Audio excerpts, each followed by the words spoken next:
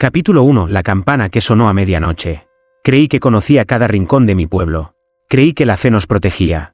Pero esa noche, cuando la campana de la iglesia sonó sola a medianoche, comprendí que todo lo que rezábamos era apenas un velo sobre algo mucho más oscuro. Me desperté con el tañido metálico. No era un repique normal, cada golpe parecía retumbar dentro de los huesos. Como si alguien estuviera llamando a los muertos y no a los vivos. Miré por la ventana, la torre del campanario se alzaba inmóvil contra el cielo sin estrellas. Y sin embargo, el badajo golpeaba sin manos que lo movieran. La curiosidad me arrastró hasta la iglesia. Caminé por la plaza vacía, sintiendo que el aire estaba más pesado, como cargado de ceniza invisible. La puerta del templo estaba entreabierta. Nadie debería haberla dejado así. Empujé con cuidado, y el chirrido de la madera fue como un grito contenido. Adentro. Las velas estaban encendidas. No recordaba haber visto nunca tantas, cientos de llamas diminutas iluminaban los altares, proyectando sombras que parecían moverse con vida propia. Y allí, entre las sombras, algo me heló la sangre. Los santos de piedra habían girado la cabeza. San Sebastián ya no miraba al techo, sino hacia mí. San Judas, con su medalla de fuego, ladeaba el rostro con una mueca extraña, como de burla. Y lo peor, la Virgen.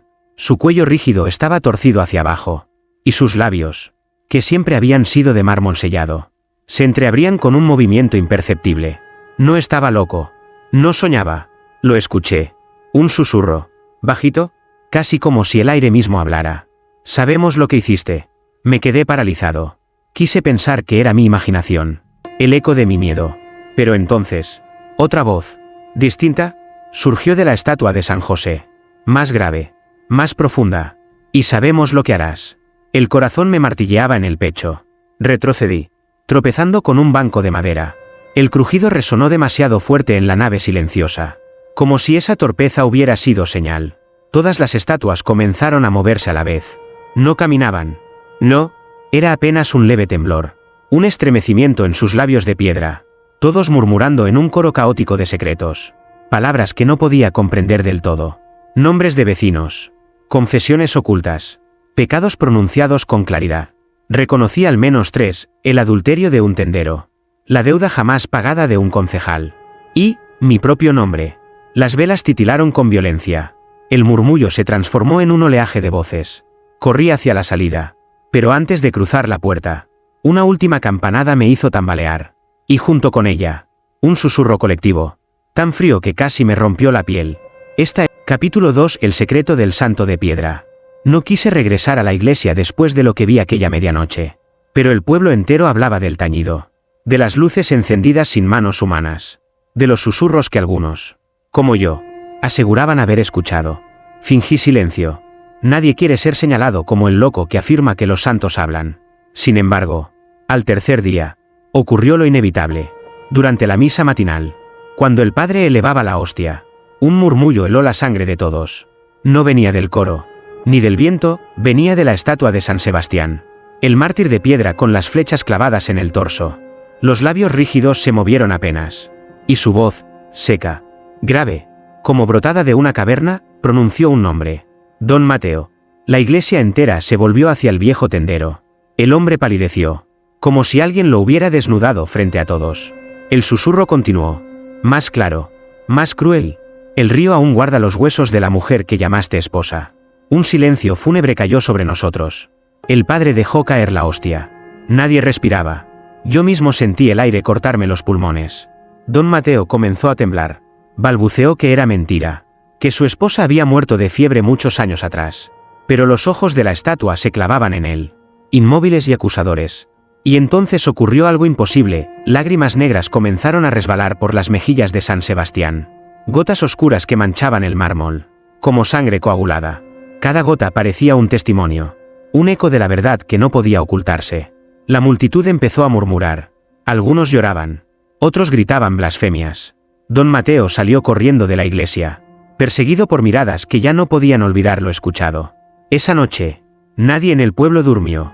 Algunos juraron haber visto a Mateo deambular hacia el río con una pala. Otros decían que había intentado huir, pero que las campanas lo llamaban una y otra vez, obligándolo a regresar. Yo solo recuerdo el eco de la voz de piedra, repitiendo en mi cabeza como una sentencia. Sabemos lo que hiciste. El día siguiente, El cuerpo de don Mateo apareció flotando en las aguas turbias, con la boca abierta, llena de lodo, y junto a él, fragmentos de huesos humanos que no eran suyos. Los santos habían dicho la verdad, y lo peor no era eso. Lo peor era la certeza que me quemaba el pecho. Si San Sebastián había revelado un secreto tan guardado, ¿cuánto tardarían en pronunciar el mío?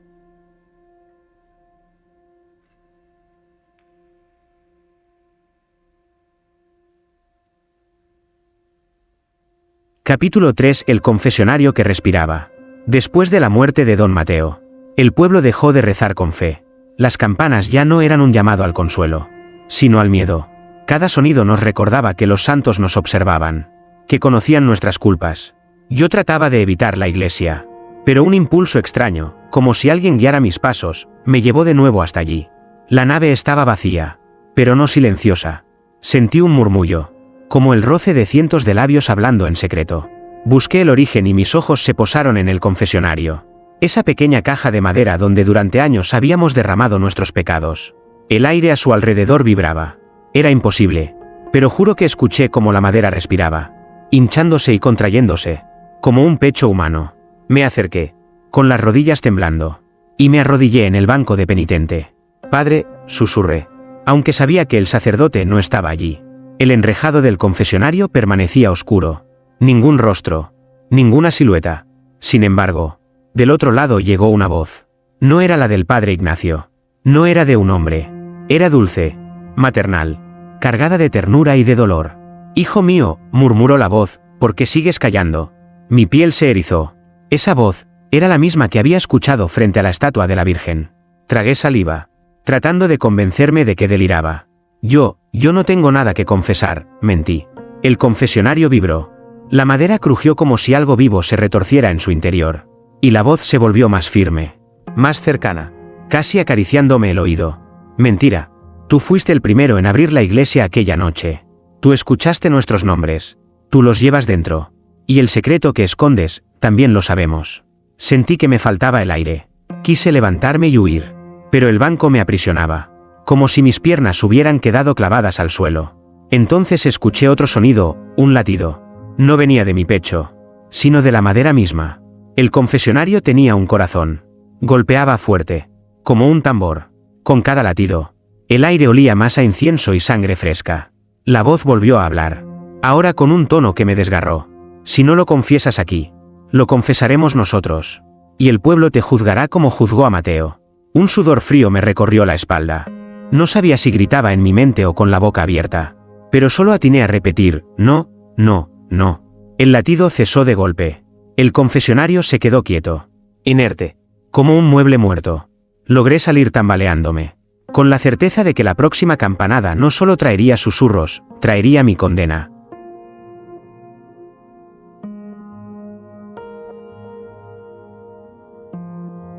Capítulo 4. La procesión prohibida. En mi pueblo, las procesiones siempre habían sido motivo de orgullo. Cada Semana Santa, los santos salían en andas, cargados por hombres de fe, iluminados por velas y cantos. Pero lo que ocurrió aquella noche no tuvo nada de santo. Fue una burla de todo lo sagrado. Me despertó un rumor en la calle, como pasos arrastrados, como madera crujiendo contra la piedra. Me asomé por la ventana y casi se me detuvo el corazón. Las estatuas de la iglesia caminaban solas. No había hombres cargándolas. No había coros ni incienso. Avanzaban lentamente, con un balanceo torpe, como cadáveres que hubieran recordado de pronto cómo mover las piernas. Sus rostros de mármol seguían serenos, pero de sus labios cerrados brotaba un murmullo constante, una letanía que ningún humano había rezado jamás. La Virgen encabezaba la procesión, con los ojos fijos en el suelo.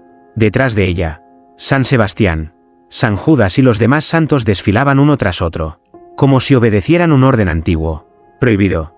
Lo más aterrador no fue verlos caminar, fue ver cómo la gente, uno a uno, salía de sus casas y se unía a la marcha, sin decir palabra. Vecinos que horas antes dormían ahora avanzaban descalzos, con los ojos en blanco, murmurando en el mismo idioma incomprensible de los santos. No pude resistirlo. Abrí la puerta y me dejé arrastrar. Una fuerza invisible tiraba de mis entrañas, obligándome a unirme.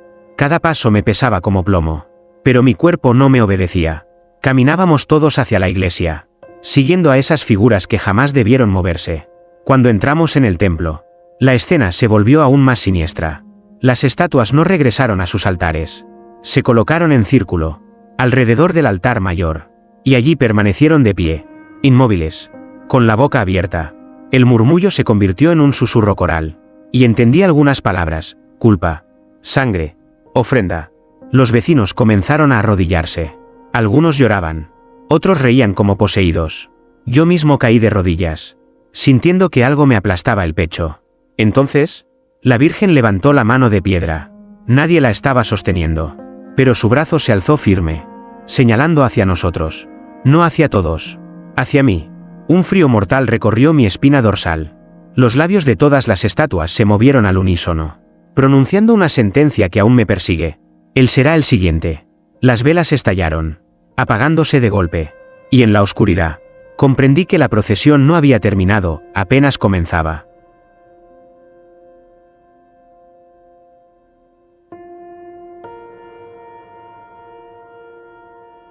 Capítulo 5. El niño que no debía rezar. Creí que lo peor ya había ocurrido: santos caminando, voces de piedra, procesiones siniestras. Pero me equivocaba. El verdadero horror habló con voz de niño. Fue en la mañana siguiente a la procesión prohibida.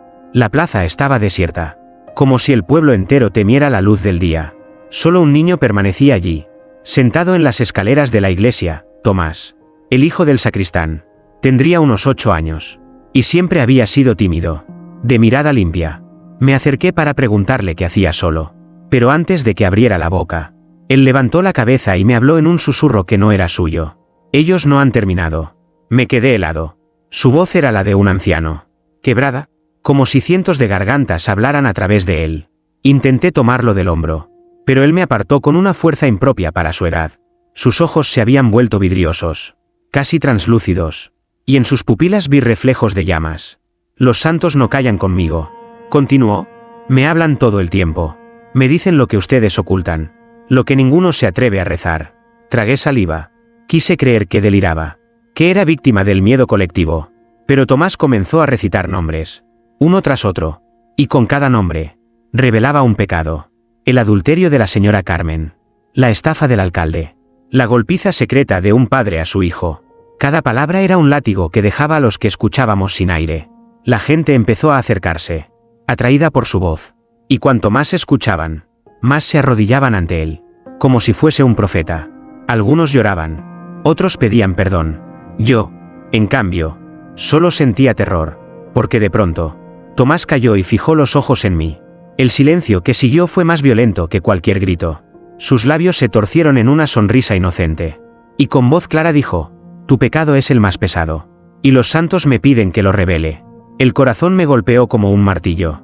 Retrocedí, suplicándole que se callara. Pero ya era tarde, la multitud contenía el aliento, esperando escuchar. Tomás abrió la boca, dispuesto a pronunciar lo que jamás debía ser dicho. Pero en ese instante, la campana del campanario sonó por sí sola, interrumpiendo su confesión.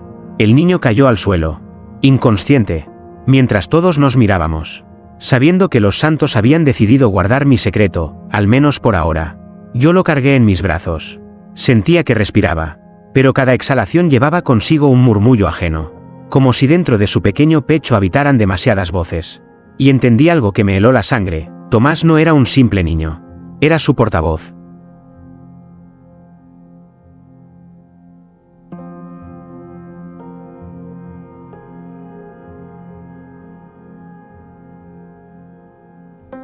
Capítulo 6. Los ojos de la Virgen. Después de lo ocurrido con Tomás, nadie volvió a entrar en la iglesia. El niño seguía vivo, pero cada vez que despertaba, balbuceaba palabras en lenguas que nadie comprendía, y su padre lo encerraba para que no hablara más. El pueblo entero vivía en un silencio tenso, esperando la próxima señal. Esa señal llegó una noche de tormenta.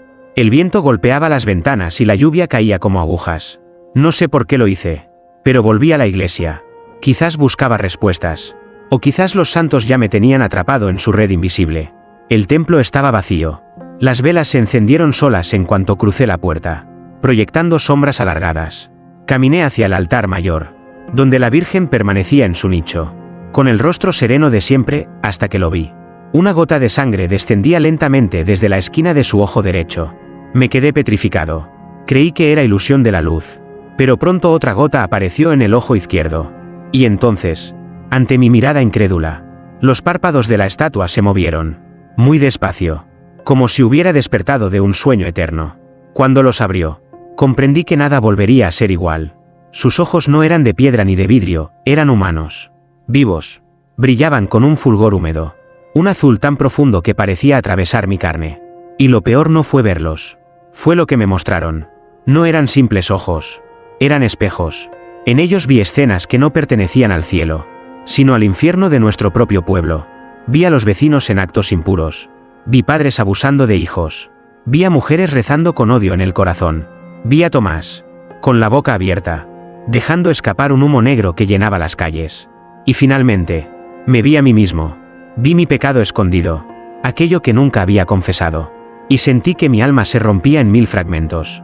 Quise apartar la vista, pero era imposible. Su mirada me mantenía clavado al suelo, obligándome a enfrentar lo que jamás había querido aceptar. Entonces, la Virgen parpadeó. De sus labios entreabiertos brotó un susurro, más claro que cualquier otro. El juicio ya comenzó, y tú serás testigo. En ese instante, todas las velas se apagaron de golpe. La oscuridad me envolvió, pero los ojos de la Virgen siguieron brillando en la penumbra, como 2 faros condenados. Salí huyendo, con la sensación de que esos ojos me seguirían para siempre, incluso en sueños.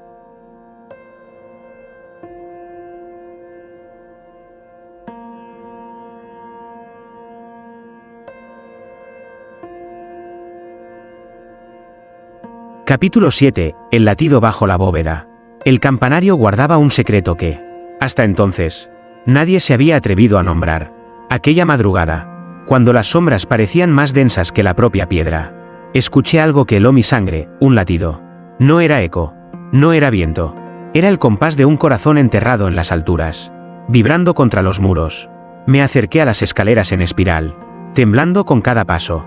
El aire estaba cargado de un olor dulzón, parecido al incienso, pero más denso, casi carnal. Las campanas, que deberían estar mudas, vibraban imperceptiblemente, como si compartieran la respiración de un ser oculto. En la penumbra, sentí que no estaba solo. Un murmullo se deslizaba entre los muros, pronunciando nombres que reconocía, los de los aldeanos que días antes habían desaparecido. Cada nombre iba acompañado de un suspiro, un gemido apagado, como si alguien los exhalara en un placer torturado. Llegué al último peldaño, y allí lo vi. La campana mayor no colgaba como siempre. Se había abierto como una herida de bronce, y de su interior emanaba una luz rojiza, palpitante, al ritmo de aquel corazón invisible. Quise retroceder, pero una fuerza me obligó a acercarme. La superficie de la campana se agitó como si fuera líquida, y al tocarla, vi rostros atrapados en su metal. Sus bocas abiertas parecían suplicar liberación, pero sus ojos ardían con un deseo inquietante, casi animal. Reconocí entre ellos el de una muchacha del pueblo, Clare, cuya desaparición había desatado la primera búsqueda desesperada. El latido se intensificó. Mis dedos temblaban sobre el bronce ardiente. Y entonces comprendí, el campanario no solo mostraba visiones del futuro, los devoraba para sostenerlas. El aire estalló con un tañido ensordecedor. No lo escuché con los oídos. Lo sentí dentro del pecho, desgarrándome. El campanario había latido conmigo. Y ahora mi nombre también flotaba entre los susurros. Y allí, bajo la bóveda, supe que ya no había regreso.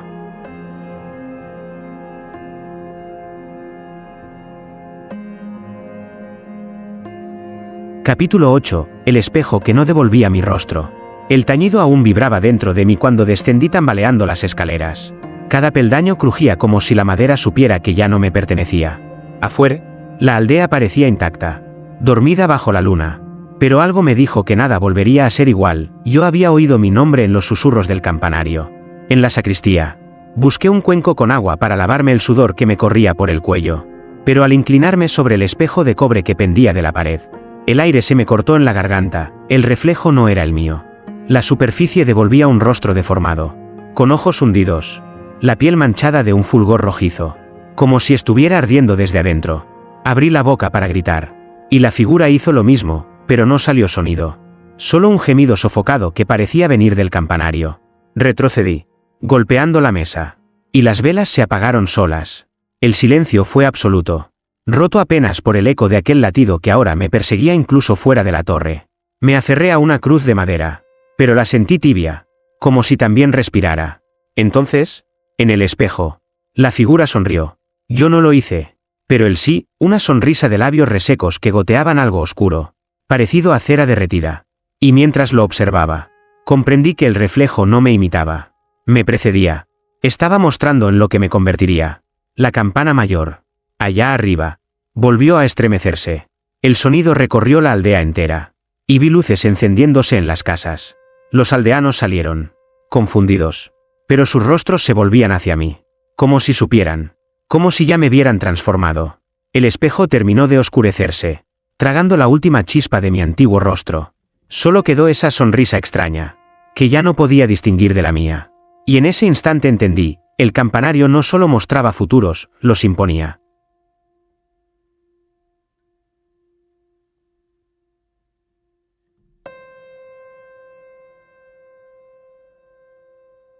Capítulo 9. El manuscrito escondido en los cimientos. No pude dormir esa noche. El reflejo seguía persiguiéndome incluso con los ojos cerrados, aquella sonrisa que no me pertenecía. Cuando el alba apenas rozaba el horizonte, tomé una lámpara y regresé al campanario, decidido a arrancar la verdad de sus piedras. El aire dentro estaba más pesado que nunca, como si el polvo llevara siglos sin moverse. Toqué los muros y sentí bajo la cal la vibración de un murmullo enterrado. Fue entonces cuando descubrí una losa floja, junto al altar de piedra.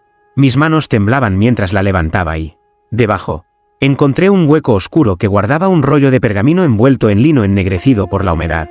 Lo desenvolví con cuidado. El olor era insoportable, como carne corrompida. Pero lo que más me heló la sangre fueron las palabras escritas con tinta marrón.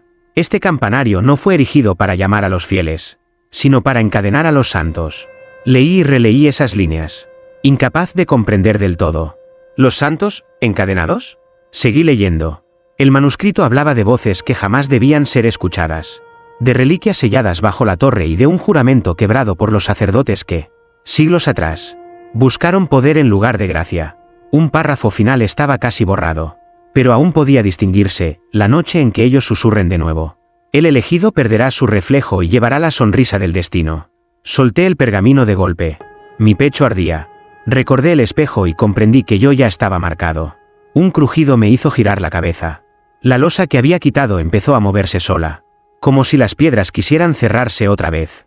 Devorando el secreto, me arrojé hacia atrás, y al hacerlo escuché, por primera vez con claridad, las voces desde el fondo de los cimientos. Eran múltiples, profundas, cargadas de lamento y furia.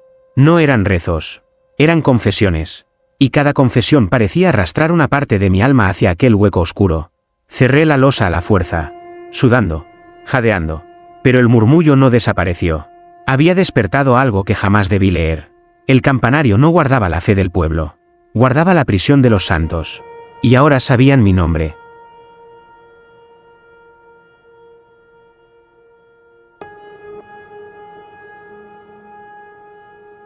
Capítulo 10. Los ojos de la aldea.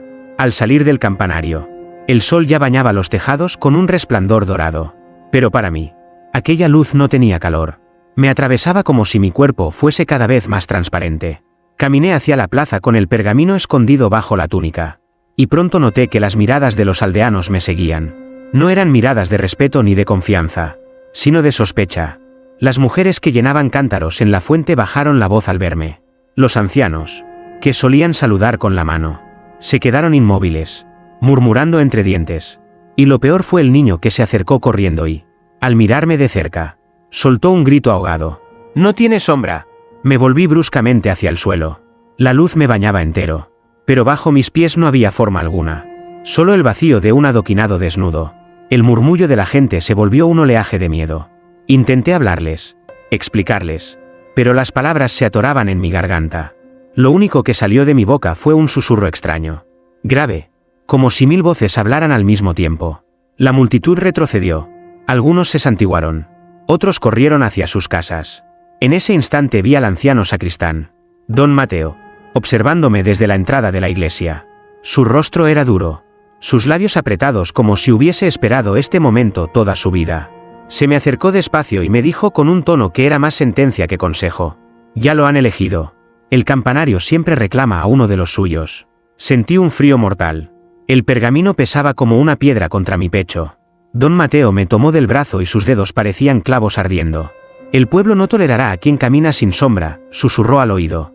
Si no lo ocultas, ellos mismos te ofrecerán al campanario. Sus palabras me dejaron sin aire, porque entendí que ya no solo temía a las voces bajo las piedras, sino a mi propia gente. Y cuando la campana resonó de nuevo, clara bajo el sol, no sonó como un llamado, sonó como un juicio.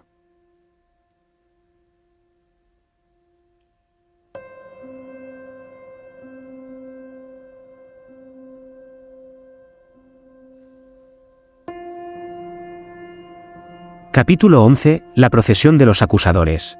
La plaza entera se llenó antes de que el sol terminara de caer. Yo permanecía en el umbral de la iglesia, con el corazón latiendo como si fuera a partirse en dos, mientras los aldeanos se reunían con antorchas y crucifijos. No era una asamblea, era un juicio popular. El primero en hablar fue el herrero, con la voz ronca de hierro y fuego. Lo vimos. Camina sin sombra. ¿Qué más prueba necesitamos? El murmullo se encendió como pólvora. Mujeres alzaban rosarios. Niños se escondían detrás de las faldas de sus madres. Y los hombres golpeaban el suelo con sus bastones. Todos tenían los ojos fijos en mí, como si de pronto yo fuese el único pecado que podía ser expiado.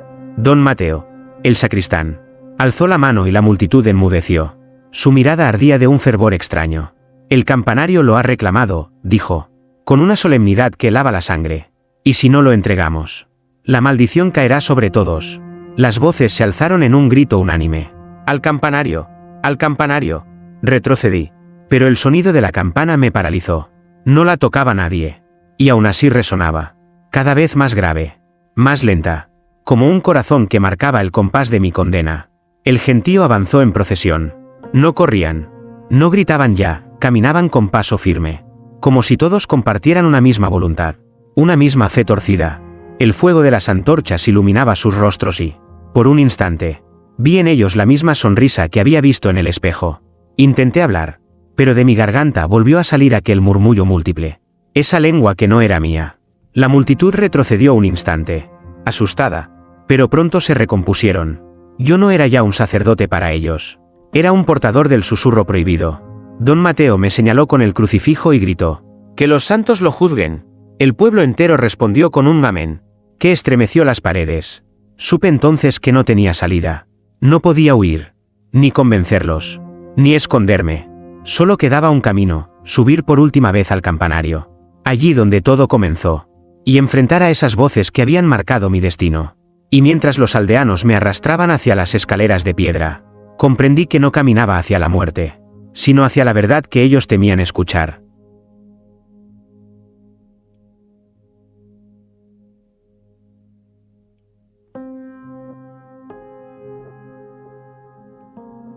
Capítulo 12. Los santos encadenados.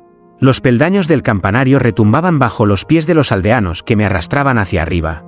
Sus antorchas tiznaban las paredes, y la sombra de cada llama parecía multiplicarse como si las piedras mismas ardieran. El aire se espesaba a medida que ascendíamos. Impregnado de ese murmullo que yo ya conocía demasiado bien, las voces que no pertenecían a este mundo. Cuando alcanzamos la sala de la campana, el pueblo me rodeó en círculo. Nadie hablaba. Nadie se atrevía a respirar fuerte. Todos esperaban. El campanario rugía como un corazón enloquecido. Y entonces el suelo se abrió con un crujido, revelando una grieta luminosa. De allí surgieron, no ángeles, ni demonios, sino figuras reconocibles. Eran las estatuas de los santos del altar. Ahora vivas, con ojos de piedra que lloraban fuego. Estaban atados por cadenas oxidadas. Cada eslabón brillando con inscripciones que parecían oraciones invertidas.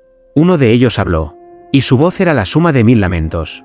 Nos invocaron para proteger, pero nos usaron para dominar. Somos santos, y somos prisioneros. El pueblo cayó de rodillas, llorando y rezando, incapaz de sostener la mirada. Yo, en cambio, sentí que la sangre me hervía. Las cadenas de aquellos santos vibraban al ritmo de la campana, como si cada tañido prolongara su cautiverio. Otro santo, con rostro desgastado como un mármol quebrado, me miró directamente. Tú has sido marcado. Solo quien ha perdido su sombra puede decidir, o nos liberas, o nos condenas para siempre. Mis manos ardieron. El pergamino escondido en mi túnica se encendió sin fuego, deshaciéndose en cenizas. Y de mis labios brotaron las mismas lenguas extrañas que antes habían horrorizado al pueblo. Pero esta vez entendí cada sílaba, eran llaves. Palabras que podían romper o sellar esas cadenas. El pueblo gritaba detrás de mí, unos pedían que los liberara, otros que los encadenara más fuerte. Sus voces eran inútiles, el campanario solo respondía a la mía. Los santos tiraban de sus grilletes. Y cada sacudida hacía temblar la torre. Polvo, piedras, astillas de madera caían. Yo sabía que, al hablar, no decidiría solo mi destino, sino el de toda la aldea. Respiré hondo, con la campana vibrando en mis huesos, y las palabras de liberación quemaban mi lengua, ansiosas por salir. Y entonces comprendí algo terrible: liberar a los santos no era salvarlos, era desatar la furia que la Iglesia había encerrado durante siglos. El siguiente tañido de la campana se alzó como un trueno. El pueblo aguardaba. Los santos también. Y mi voz, al fin, comenzó a pronunciar el veredicto.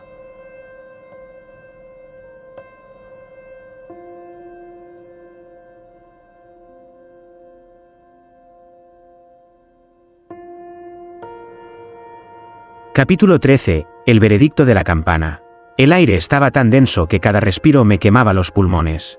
Frente a mí, los santos encadenados forcejeaban contra sus grilletes, y cada sacudida hacía temblar la torre como si estuviera viva. El pueblo, detrás de mí, rezaba a gritos, pero sus oraciones eran inútiles, solo mi voz importaba. La campana comenzó a oscilar sola, lenta al principio, hasta que su tañido inundó la sala como un latido divino. Cada golpe hacía vibrar mi pecho, y sentía como mi sombra ausente se estiraba invisible, como si buscara refugiarse dentro de aquellos santos. Ellos me miraban con ojos de fuego. Elige, dijeron al unísono, con un eco que parecía venir de debajo de la tierra. Rompe nuestras cadenas o perpetúa nuestro tormento. Las palabras que ardían en mi lengua pugnaban por salir. Sabía que si pronunciaba la liberación, la aldea sería devorada por su ira. Pero si los condenaba otra vez, yo mismo quedaría marcado para siempre como su guardián. El próximo encadenado. El pueblo gritaba: «Sálvanos, Padre, enciérralos de nuevo». Otros, con el rostro en lágrimas, rogaban lo contrario: «Libéralos, que termine la mentira». Me arrodillé, temblando. El suelo se abrió un poco más, mostrando una grieta ardiente bajo la torre, un abismo que olía a hierro y a sangre.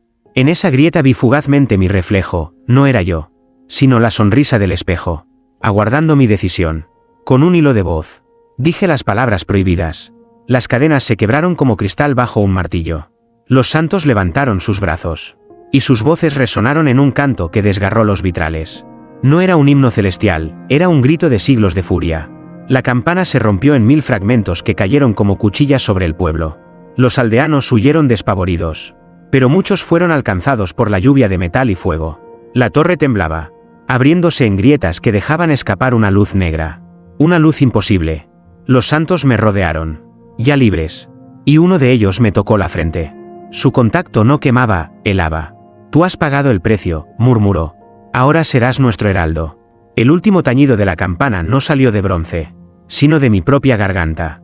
Un sonido grave, eterno, que hizo caer al pueblo de rodillas.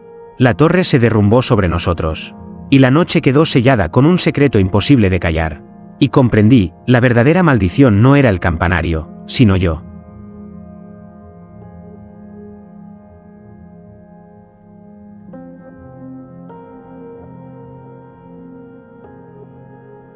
Capítulo 14. El profeta maldito. Cuando el polvo del derrumbe se asentó, me descubrí de pie entre ruinas humeantes. El campanario había desaparecido como si nunca hubiera existido, pero las voces permanecían, multiplicadas, resonando en mi interior. Ya no eran susurros ajenos, eran mi propia voz. El pueblo estaba en caos. Algunos corrían sin rumbo, otros se golpeaban el pecho, convencidos de que había llegado el juicio final. Entre los escombros, los cuerpos caídos yacían bajo fragmentos de bronce. Nadie se atrevía a mirarme directamente, pero todos sentían mi presencia como un peso insoportable.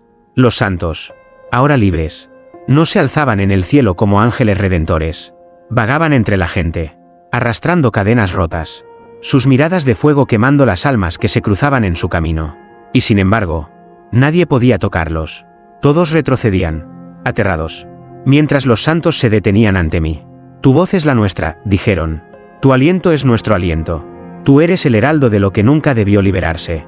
Me incliné hacia el suelo, con las manos en la cabeza, intentando resistir, pero al abrir la boca, Lo inevitable ocurrió, proclamé sus secretos.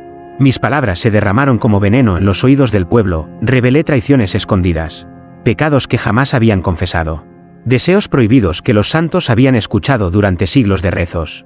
Y cada revelación caía como un cuchillo, sembrando el pánico. Vecinos se miraban con odio. Esposos acusaban a esposas. Hermanos se negaban a reconocerse. La aldea entera se desgarraba bajo el peso de verdades que nadie quería oír. Y yo, incapaz de detenerme, seguía hablando, como si una corriente oscura fluyera desde lo más profundo de mi ser. Don Mateo, cubierto de sangre y ceniza, me señaló con un dedo tembloroso. Ya no eres nuestro sacerdote, eres la boca de la condena. Pero al pronunciar esas palabras, su propio rostro se torció de horror. Yo había revelado en voz alta su secreto más íntimo. Y la multitud se lanzó sobre él como lobos hambrientos. Comprendí entonces que mi destino no era ser mártir ni salvador. Era ser profeta maldito, condenado a proclamar lo que nadie debía escuchar.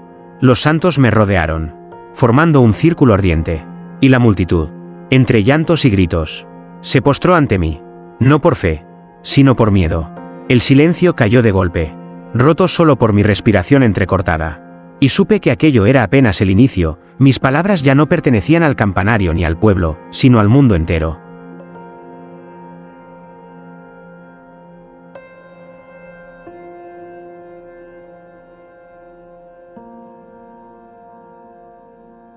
Capítulo 15. El último tañido.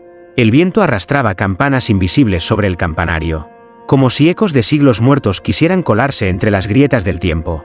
Yo subí las escaleras de piedra con el corazón temblando, consciente de que aquel sería mi último ascenso. Al llegar arriba, la campana no colgaba ya de las vigas, flotaba en el aire, girando lentamente, bañada en una luz rojiza como sangre coagulada. Cada movimiento de su bronce suspendido dejaba escapar un murmullo que no era metálico, sino humano, voces de los que habían sido tragados por su repique. Reconocí nombres, gritos, súplicas, y entre ellos, mi propio eco. Me quedé helado. ¿Cómo podía mi voz estar allí, atrapada? Si aún no había sonado mi último aliento, la campana giró más rápido y, de pronto, se abrió como una boca enorme. Dentro de su oscuridad, vi un abismo repleto de cuerpos, rostros deformados que me miraban con odio y deseo, como si esperaran mi llegada para completar el coro maldito. Una fuerza invisible me empujó hacia el borde. No había escapatoria. La campana necesitaba un último sacrificio. Y yo estaba marcado desde el primer día que escuché su repique bajo el agua. El bronce vibró y su voz retumbó como un trueno. El último tañido es tuyo. Caí dentro, y mientras mi piel se fundía con el bronce ardiente, comprendí la verdad. Yo era el elegido para perpetuar la condena. Ahora, cada medianoche, cuando la campana suena sin que nadie la toque, mi voz se une al coro eterno, llamando a los vivos para que recuerden que la fe puede ser también la cadena más cruel. Y así, el campanario dejó de ser un edificio. Se convirtió en tumba, en garganta, en memoria. El eco de mi grito todavía vibra en las paredes, esperando al próximo que se atreva a escuchar.